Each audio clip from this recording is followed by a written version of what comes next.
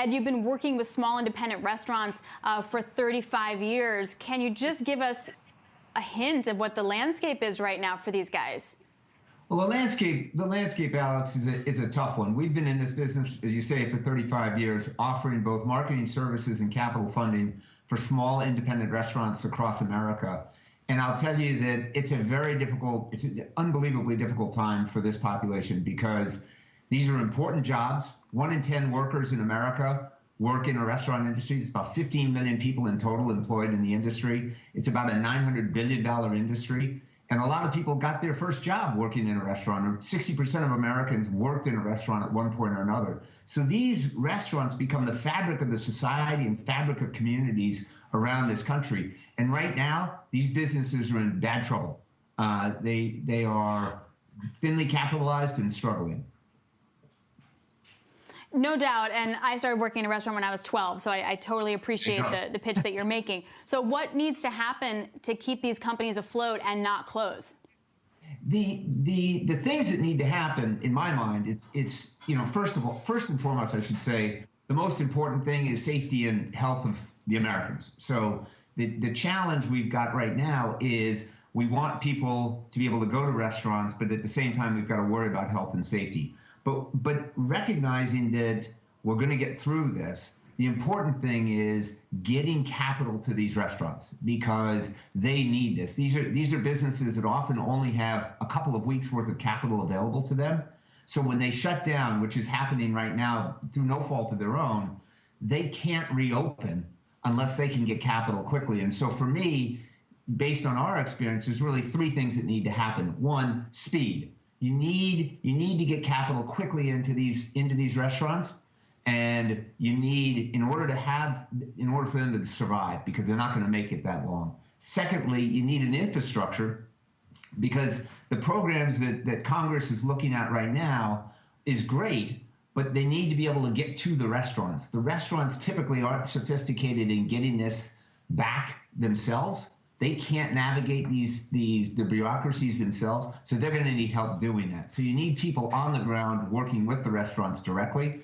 And the last thing is you need people with expertise in the restaurant industry or in this vertical specifically, because it is a unique vertical and it's got a unique set of financials. And so what happens is the traditional sectors, the traditional financial institutions don't serve this restaurant industry well. And so you need people in the fintech, typically in the fintech space, and there are a number of us that can do it. We're but one of them. But we, for instance, have hundreds of people on the ground right now, distributed across the country, able to work with these restaurants and to be able to do that quickly. And so, from my perspective, the most important thing is for Congress to act, get the bill passed, and allow new, different channels to be able to get directly to these restaurants. I don't think anyone disagrees with you. I think it's just what kind of strings come with any loans. Do you support loans being tied to things like you can't fire any workers and you have to give them a certain amount of pay? I understand that for the larger businesses, for larger corporations. For small corporations, it's hard to put that in because they don't know how their business is going to operate, and they don't know the ups and downs over the coming months, as none of us do. But their ability to absorb that and to make that commitment is hard. I would love to see that. We want them to employ their people. When you go into a restaurant, since you worked in one, you know this. It's like a family.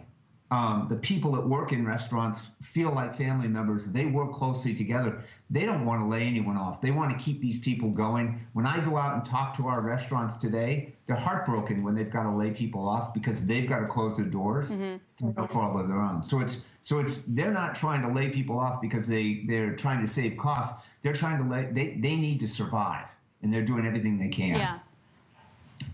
So can you just give me some perspective, just as we head out here, in terms of how many months we can see this kind of shutdown sustain before, for your business and the companies you partner with, it's uber critical, we get to that breaking point stage? Yeah, that's a great question and a difficult one to answer. I don't have a crystal ball of how long this all lasts. As I said earlier, I think it's important health and safety gets taken care of. In the meantime, I think we will see a retooling of how restaurants work and how you and I dine out, or actually no longer dine out, but we get takeout and we get delivery. And I think that's actually the change we'll see over the coming months. And everything we can do as individuals, you know, I think of it this way: is I want to save my community restaurant because I want that to be a place I can keep going to. And so I think what we each need to do is go and buy gift cards from your favorite restaurant, go and get takeout, get delivery as often as you can. That way, if you're on our network, you're on rewards, but more importantly, you enjoy the foods you love, and you're supporting the community that you're in.